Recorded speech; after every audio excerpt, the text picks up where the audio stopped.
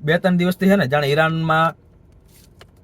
ઈરાનના મેઇન માણસને મારી નાખ્યો ને ત્યારના અહીંયા કણ બધાએ એવા ઉછળે છે ને એ જોયું મરદ માણા હતો, મરી ગયો પણ હાર્યો નહીં.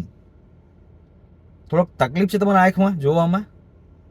તમે એ વસ્તુ તો જોવો કે એમના દેશમાં ઘૂસીને ઈ દેશના મેઇન માણસને દુશ્મનોએ મારી નાખ્યો અને એનું એર ડિફેન્સ સિસ્ટમ કઈ ન કરી શક્યું, રોકી ન શક્યું, પકડી ન શક્યું.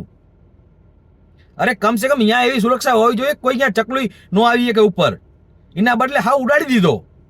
તો આ કેટલા મોટી નાકામી કહેવાય. એની વિશે તો વાત જ નહીં કરી રહ્યા. અરે કોઈ યુદ્ધમાં સૌથી આગળ હાલતા હતા પહેલું તીર એમને આવીને માર્યું, વાગ્યું મરી ગયું એવું નથી થયું.